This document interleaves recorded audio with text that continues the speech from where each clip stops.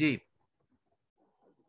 کیونکہ مرد کو اللہ تعالی نے عورت کا منتظم اور کفیل بنایا ہے، مرد کو عورت پر فضیلت دی ہے، عورت کے بھی حقوق بیان کیے ہیں، مرد کے بھی حقوق بیان، دونوں کے ایک دوسرے پر حقوق ہیں۔ لیکن اس آیت کے اندر اللہ تعالی نے نافرمان عورت کے بارے میں ارشاد فرمایا ہے۔ نافرمان عورت کو ناشزا کہتے ہیں۔ قرآن نے نافرمان عورت کی تدریجی اصلاح کا حکم دیا۔ اب یہ بڑی اہم بات ہے کہ اگر عورت نافرمان ہو جائے تو اس کی اصلاح کیسے کریں، لیکن اس سے شرط یہ بھی ہے کہ مرد حقوق پورے کر رہا ہے۔ تو عورت کی اصلاح کیسے ہوگی، اصلاح کا انداز کیا ہے، تعلیم قرآن کیا ہے؟ اللہ تعالیٰ نے تدریجاً اصلاح کرنے کا حکم ارشاد فرمایا، اور فرمایا سب سے پہلے پیار اور محبت سے سمجھائیں، یہ پہلا درجہ ہے۔ نافرمان بیوی کو سمجھانے کا پہلا درجہ کہ اسے پیار محبت سے سمجھائیں،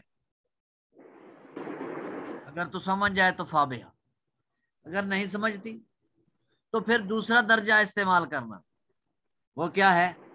عارضی طور پر ان سے بستر کو الگ کر، ناراض ہو جائیں، بول چال ذرا بند کر دیں کچھ دنوں تک۔ امید ہے معاملہ کافی حد تک بہتر ہو جائے گا۔ اگر پھر بھی عورت نہیں سمجھی تو پھر تیسرا درجہ اختیار کرنا، تادیباً سرزنش کرنی، یعنی ادب سکھانے کے لیے، اپنے نفس کی خواہش پوری کرنے کے لیے نہیں، اپنا غصہ ٹھنڈا کرنے کے لیے نہیں، تدریجاً تادیباً تیسرا درجہ ہے، سرزنش کرنی ہے، یعنی سخت جملے بول دینے، ذرا غصے سے بول دینا ہے، لیکن یہ تیسرے نمبر پہ درجہ آتا ہے۔ ہم پہلی مرتبہ ہی ایسے سخت جملے بولتے ہیں کہ دوبارہ کسی کو سنانے کے قابل بھی نہیں ہوتے، ایسے جملے بول دیتے، یہ تعلیم قرآن کے خلاف ہے۔ تو پہلا درجہ کیا تھا؟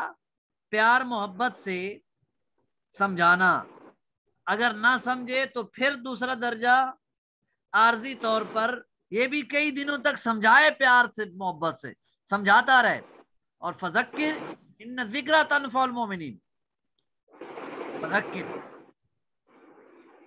مسلمان کو سمجھاؤ کہ سمجھانا اسے نفع دیتا ہے، انشاءاللہ وہ سمجھ جائے گی۔ قرآن کی تعلیم ہے، سمجھانے کا انداز اچھا ہو، پیار محبت سے سمجھائے، یہ شرط ہے بیچ میں، پیار محبت سے، پیار محبت سے سمجھائے۔ پھر دوسرا درجہ آتا ہے کئی دنوں تک تھک گیا ہے، پھر آتا ہے عارضی طور پر اس سے بستر جدا کر لے، بول چال ختم کر دے، کئی دنوں تک یہ انداز اپنائے، انشاءاللہ معاملہ کافی حد تک بہتر ہوگا۔ یہ بھی نہیں تو تیسرا درجہ پھر آتا ہے تادیباً سرزنش کا۔ اگر ان تدریجی اقدامات سے عورت اصلاح قبول کر لے تو اس پر سختی کرنے کی اجازت نہیں ہے۔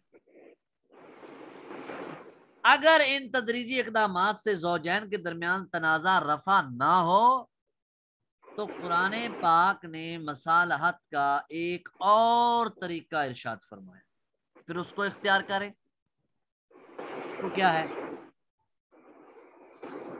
وہ ہے کہ شوہر اپنے خاندان سے، بیوی اپنے خاندان سے ایک حکم منصف بلا لیں، مل بیٹھ جائیں، ایسا بندہ جو سمجھدار ہو، بڑا ہو، اصلاح پسند ہو، بلا لیں،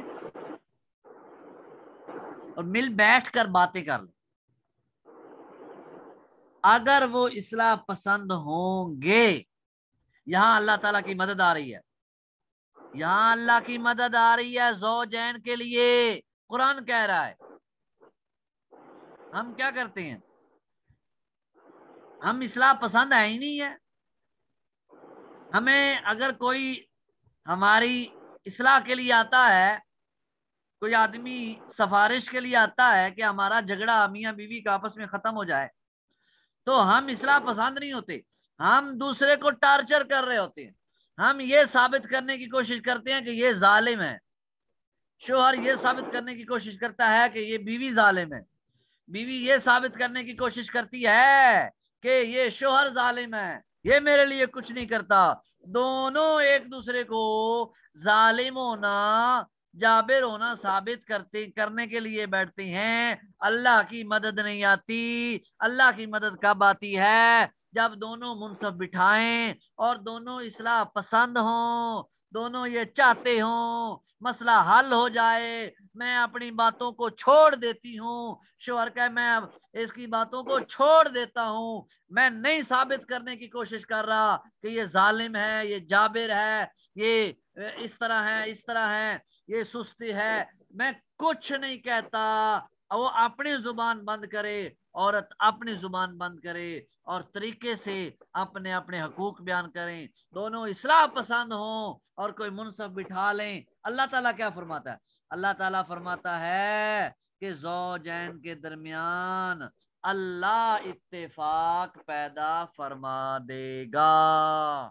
تو یہ اصول ہے، یہ قانون ہے کہ جب زوجین اصلاح پسند ہوں گی تو اللہ تعالیٰ ان کی مدد کرے گا اور اللہ تعالیٰ ان کے درمیان اتفاق، ان کے دل سیدھا کر دے گا. ان کے دل میں جب اللہ نے اتفاق پیدا کر لیا، خود بخود محبت آ جائے گی.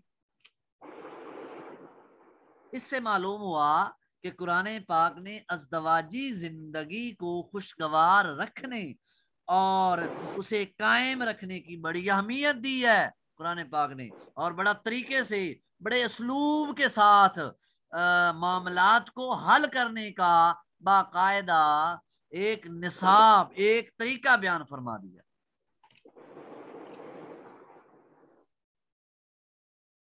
تو یہ طریقہ ہر مسلمان کا کام ہے، اس کو فالو کرے تو انشاءاللہ ہمارا معاشرہ، ہمارا گھر یہ خوشگواری کا ماحول پیدا کرے گا، اور جو ہے وہ دنیا میں یہ حقوق پورے رہیں گے تو انشاءاللہ آخرت میں بھی سرخرو رہیں گے. ورنہ حقوق العباد جو ہیں وہ بہت سخت ہیں، وہ معاف نہیں ہوتے. اگلی آیات کے اندر اللہ تعالیٰ نے باقاعدہ حقوق العباد بھی بیان فرمائے.